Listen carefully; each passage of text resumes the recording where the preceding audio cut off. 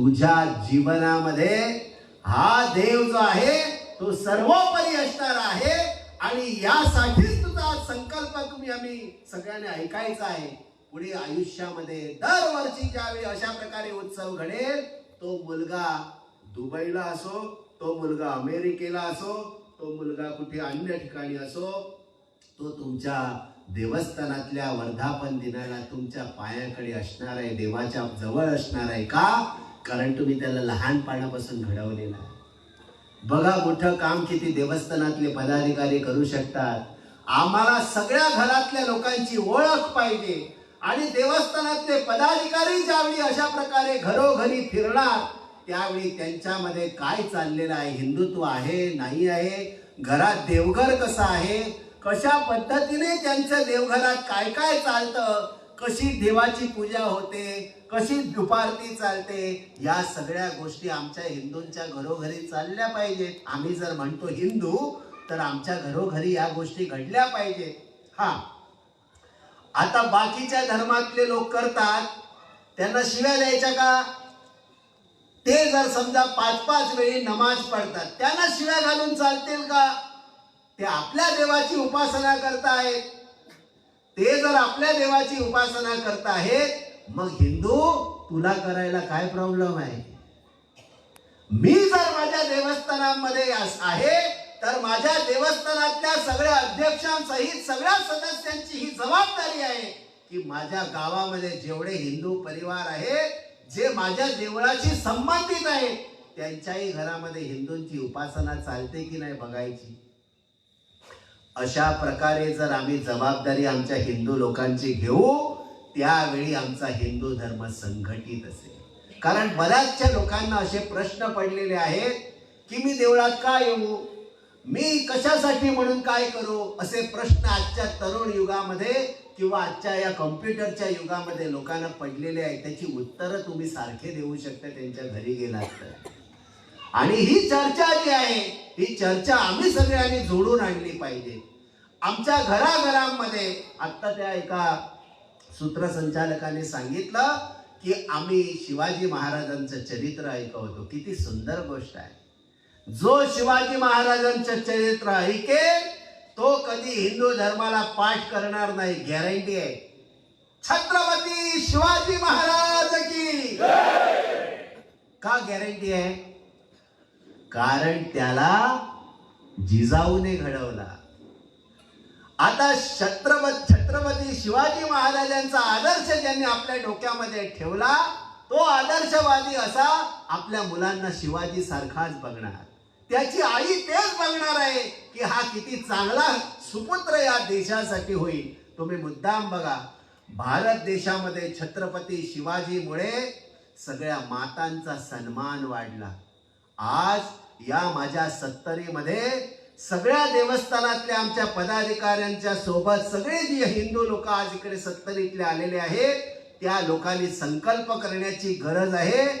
एक जरी आमची मुलगी जर समजा खराब झाली, ती जबाबदारी या पुरुषाची असणार आहे, असा संकल्प आज करायची गरज आहे. मग सगळ्या मर्दांची ताकद तेव्हा कळेल ज्यावेळी असं या 70 घडणार नाही. घ्याल की नाही जबाबदारी? हळू. अरे भगवंत, 70 मर्द आहेत की नाही? हा, तुमच्या आमची जबाबदारी आहे. हे आमच्या आई बहिणींची जर रक्षा करणार नाही, कसले छत्रपती शिवाजी महाराज की जय म्हणता? आम्हाला जमलं पाहिजे. आमच्या आईचं रक्षण करणं आम्हाला जमलं पाहिजे. गावामध्ये कुठलीही मुलगी असू द्या, तिचं रक्षण करणे आम्हा पुरुषांचं काम आहे. आम्ही ते केलं पाहिजे. आमची ती जबाबदारी झाली पाहिजे. आणि अशा प्रकारे गावामध्ये जर समजा करायच्या वेळी भांडण सुद्धा करावं लागलं तर चालेल. आईने सांगायचं, जा मेलास तरी 72 गेला, माझी कुळ सगळी उद्धरली जाणार आहे. एका मुलीची तू जर अपूर्ण राखतो आहेस, माझा कुशीत जन्माला आलेला मेला तरी चालेल, अशी आई पाहिजे. कारण जिजाऊ अशी होती. शिवबा, जा या हिंदवी स्वराज्याचं स्वप्न साकार कर. माझ्या कुशीत तू आलेला आहेस, या भूमीसाठी समर्पित. माझा नसलास तरी चालेल, असली आई असते या देशातली. 70त अशा आईंचा भराणा आहे. बरेचसे लोक आहेत की जे असे करायला तत्पर आहेत.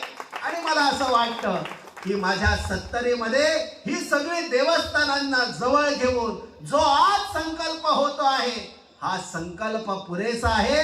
सगळी देवस्थानं जी आहे ती जागृत आहे. ज्या ज्या देवस्थानांचे पदाधिकारी आज इथे आहेत, असे तरुण घडवा, असे युवा आपल्या 70मध्ये उभे करा. देवळांमध्ये असे युवा तयार करा की जे देवासाठी बलिदान करतील, आपल्या आई बहिणींसाठी बलिदान करतील, आपल्या गोमातेसाठी बलिदान करतील. आणि असले जर गोमंतकामध्ये असले 70मध्ये जर उभे राहतील, 70चा आदर्श बाकीचे तालुके सुद्धा घेतील.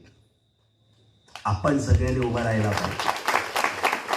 म्हणून मी आपल्याला सगळ्यांना सांगितलं, मी असाच आलेलो नाही आहे. मला आपल्या सगळ्यांच्या माध्यमातून, या सगळ्या देवस्थानातल्या लोकांच्या माध्यमातून असा भारत देशाचं स्वप्न आपल्या तरुणांच्या समोर उभं करायचं आहे की जे स्वप्न पुढची 50 पिढ्या ज्या आहेत ते आमच्या जगतील. आणि त्यासाठी आजचं हे हिंदू संमेलन खूप महत्वाचं आहे.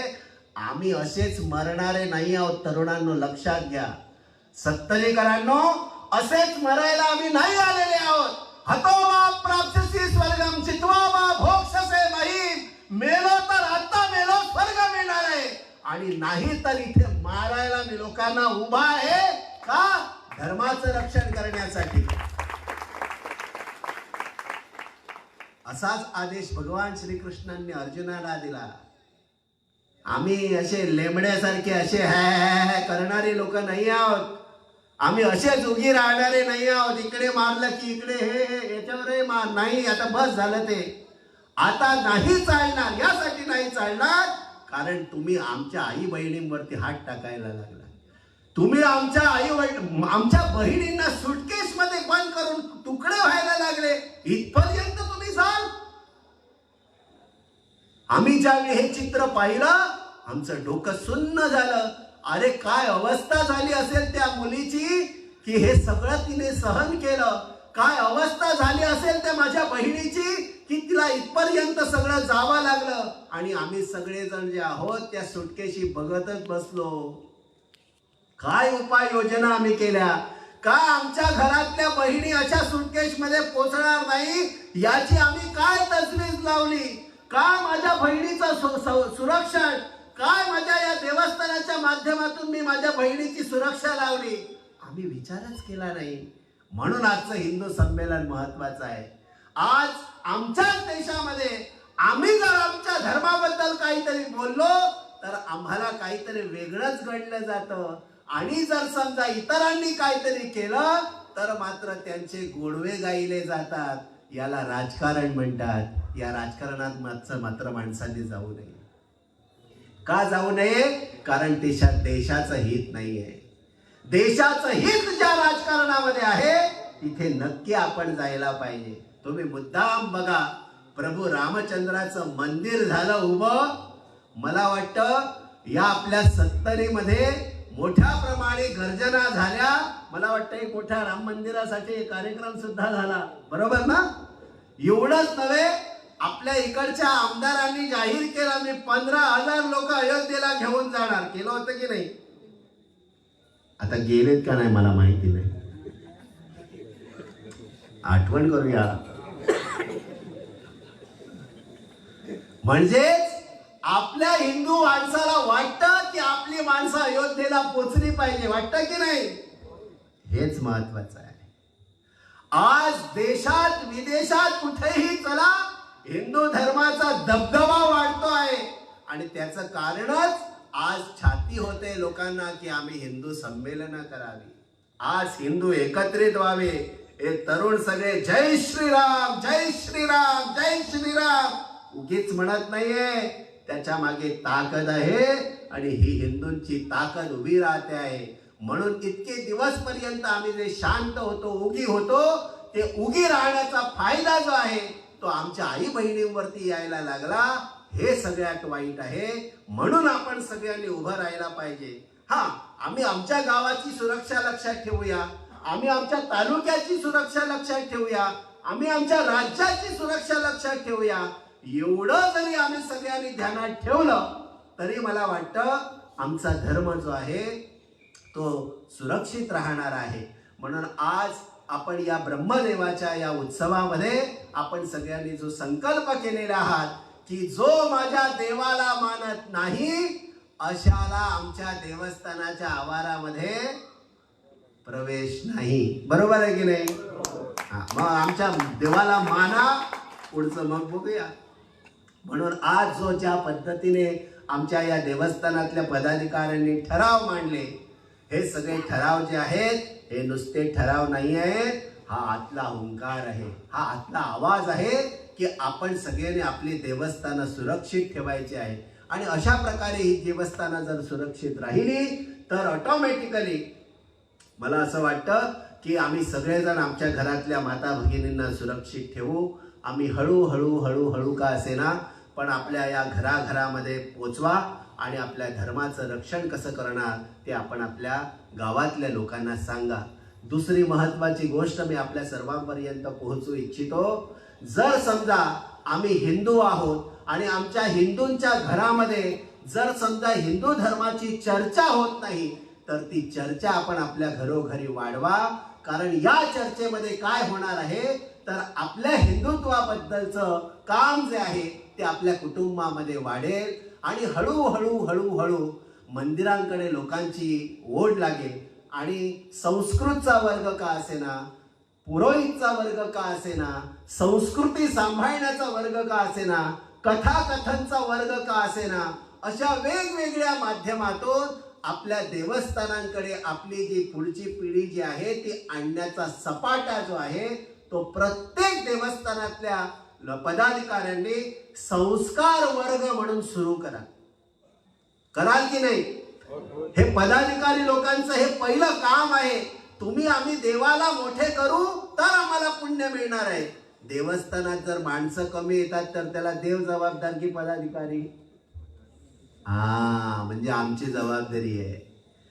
आमच्या देवस्थानामध्ये जर माणसं कमी येतात त्याला मी पदाधिकारी म्हणून मी पहिला जबाबदार आहे. मी घरोघरी फिरेन आणि विचारणार माझं काय चुकलं का, आमच्या देवाकडे तुम्ही पोचत नाही, पहिला जाऊन मी विचारणार. माझं काम, माझी सेवा आहे ती, आणि त्यात माझा मीपणा मोठेपणा मला काही नाही आहे. फक्त माझ्या देवाकडे तुम्ही यावं आणि तुम्हीही त्यांच्या आशीर्वादास पात्र व्हावे, एवढंच ते. काय अशा प्रकारची भूमिका जर समजा देवस्थानातल्या पदाधिकाऱ्यांनी ठेवली तर मंदिरामध्ये कोण यायचं कमी करतो? सगळेजण येणार आहे. का? आज लोकांची परिस्थिती अशी आहे. आज मी मुद्दाम आमच्या मंदिरामध्ये आलो, तिकडे आमचे नारायण काकांचे सुपुत्र भेटले. म्हणाले मी नारायण बुवा बर्वेंचा सुपुत्र आहे. मी काही ओळखलो नाही कारण मी बुवांना ओळखत होतो. आणि मी सहज त्यांना म्हटलं की आता कीर्तनाची परंपरा कोणाकडे?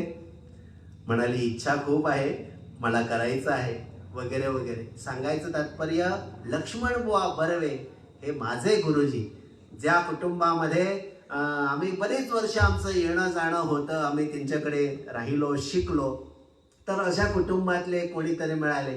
त्यांच्याही चेहऱ्यावरती आनंद होता आणि आमच्याही चेहऱ्यावरती आनंद होता. तसंच माणसं जर समजा एकमेकांच्या घरी जायला लागली तर ऑटोमॅटिकली प्रेम जो आहे तो वाढतो. लोकांनाही वाटतं की आम्हाला कोणीतरी विचारणार आहे, लोकांनाही वाटतं आपला कोणीतरी विचारपूस करणार आहे. आज तिकडे मुंबईला कोणीतरी MBBS होऊन तिकडे जी सेवा करते तिला आणून तुम्ही व्यासपीठावर, तिला किती आनंद झाला असेल की माझी आठवण काढली माझ्या गावातल्या लोकांनी. हेच आज कमी होत चाललेलं आहे. तुम्ही जर समजा पदाधिकाऱ्यांनी ठरवलं आणि प्रत्येकाने जर समजा आपल्या भक्तांच्या घरोघरी फिरणं केलं तर लोकांना बरं वाटतं. आणि हेच काम आम्ही सगळ्यांनी केलं पाहिजे. आणि सरळ सांगा, तुमचा मुलगा संस्कार वर्गाला येत नाही, तुमच्या मुलाला संस्कार वर्गाला पाठवा. तुमचा मुलगा संस्कारवान व्हायला पाहिजे आणि असे हे संस्कार घेणाऱ्या लोकांचं हे व्यासपीठ आहे, ध्यानात ठेवा. इकडे तुम्हाला नको झालेली थिल्लर गाणी गाण्यासाठीची ही व्यासपीठं नाही आहे. ही सिनेमातली गाणी गाण्यासाठीची व्यासपीठं नाही आहे. ही देवाचे गुणगान गाणाऱ्यांची व्यासपीठं आहे. आणि छोट्या छोट्या मुलांचे प्रोग्राम इकडे करा. संस्कार कसे आपल्याला मिळाले ते मुलं वर्षभरातला सगळा आराखडा जो आहे तो या व्यासपीठावरती लोक तुम्हाला दाखवतील. बघा, मोठी माणसं सांगणार हे भाऊ सतत युक्ताये भक्ता स्वाम पर्युपासते, असं म्हणून मोठी लोक सांगणार मला भगवद्गीता येते. बाकीची कोणतरी सांगणार मला कथा कथन करायला येतं, मला आमच्या भटजी काकांनी मला हे जे आहे ते संस्कृत शिकवलं, स्तोत्र शिकवलं. अशा प्रकारे जे जे मंदिरामध्ये शिकण्यासारखे संस्कार आहे ते सगळे व्यासपीठावरती वर्षातून एकदा प्रेझेंट होणार. आणि तशा पद्धतीने आपल्या गावाचा जो आहे तो संस्कारासाठी उल्लेख होईल. संस्कारांचा आदर्श जो आहे तो आपल्या गावामध्ये उभा राहील. आणि आज बघा, जाणता बघितल्याबरोबर आम्हाला त्यांना पाया पडावेसे वाटतात. पुढच्याही पिढीला वाटणार मंदिरामध्ये तसे संस्कार सुरू करा. मंदिराच्या माध्यमातून, मंदिर हे असं माध्यम आहे जिथे सगळ्या 14 विद्या आणि 64 कला बाहेर पडलेल्या आहेत. आम्ही त्याच्यापासून विनमुख झालो, आमचं नशीब फुटकं. नाहीतर ही मंदिरं अशी आहेत सगळ्या विद्या सगळ्या कला या मंदिरांच्या आसपास होत्या. आणि म्हणून आता मला वाटतं ही जी म्हणजे अभिनयाची कला आहे, तुम्ही नाटकाच्या माध्यमातून देवाला अर्पण करता. पूर्वीच्या काळी अशी काय मोठी पैसे देऊन नाटकं करत नसे. गावातले लोक उभे राहायचे एकमेका, माझ्याकडे हा पार्ट द्या, माझ्याकडे तो पार्ट द्या, असं म्हणून नाटकं करायचे आणि माझी ती देवाला सेवा म्हणून अर्पण करायचे. काय पाठांतर असायचं, काय संगीत असायचं, काय मस्तपैकी त्यांच्याकडे अभिनय असायचा तो काय कोणतरी गाईड करायचा, परंतु ती सेवा म्हणून देवाकडे अर्पण करण्याची बुद्धी त्यांच्याकडे होती. असंच माझ्याकडे MBBS झालेला मी माणूस आहे. मी ब्रह्मोत्सवाला दरवर्षी माझे सगळी टीम येऊन इकडे येणार आणि जेवढे म्हणून लोक येतात त्यांची मी सेवा करणार. असा आमच्या या 70मध्ये डॉक्टर नसावा, ती सुद्धा सेवा आहे, आम्ही ती करू शकतो. पण तशी बुद्धी आमच्या मुलांना व्हायला आम्ही त्यांच्या डोक्यात लहानपणी हे सेवाभाव, ही सेवा वृत्ती, हे संस्कार घातले पाहिजे. MBBS झाला म्हणजे मोठा झाला नव्हे, तो देवापेक्षा मोठा होणार नाही याची दक्षता आम्ही सगळ्यांनी घेतली पाहिजे. म्हणून मोठ्यांसमोर वाकणं हा संस्कार जो आहे हे मंदिर आम्हाला शिकवतं. म्हणून मंदिराकडे आम्हाला येणं गरजेचं आहे. तुम्ही मुद्दाम बघा, जे खूप शिकतात त्यांच्यामध्ये नम्रता आणायची असेल तर देवळाशिवाय, आई वडिलांशिवाय, गुरुशिवाय, संतांशिवाय पर्याय नाहीये. कारण ते आणखीन कोणासमोर वाकत नाही. कितीही तुम्ही ज्ञान सांगा त्यांना, ते कसेच वाकायला तयार नाहीये. ते आपली डिग्री इतकी डोक्यात त्यांनी मारून घेतलेली आहे. आढ्यो विजनवानस्मी कोण्योस्ति सदृशो मया, एवढी अहंता भरलेली आहे, माझ्यासारखा आणि कोण नाही असं त्यांना वाटतं. आणि ज्यावेळी माणसाला माझ्यासारखा कोण नाही असं वाटतं तिथेच त्याची अधोगती ठरलेली असते, तो खाली खाली जात राहतो. म्हणून लक्षात ठेवा, माझी मुलं कितीही डिग्री होल्डर असू द्या, देवाकडे विनम्र असली पाहिजे आणि तेच आमचे संस्कार आहेत. मला असं वाटतं की आपण सगळ्यांनी या हिंदू पद्धतीच्या संस्कारांसाठी या देवळांच्या माध्यमातून सगळ्या मंदिरांमध्ये तुम्हाला जर कसलीही मदत पाहिजे या बाबतीत तुम्ही आमच्या संप्रदायातल्या लोकांना संपर्क करा. आमच्याकडे जेवढं शक्य आहे, कोण तुम्हाला गुरुजी पाहिजेत, कोण तुम्हाला शिक्षक पाहिजे, कोण तुम्हाला आणखीन काय पाहिजे, आम्ही आमच्याकडे जितकी होईल तेवढी मदत तुमच्यापर्यंत पोहोचवण्याचं काम आमचं राहणार आहे. पण तुम्ही पुढाकार घ्या. मला वाटतं या टाळ्यांनी मला वाळपाई येण्याचं सफल झालं असं मला वाटतं. कारण या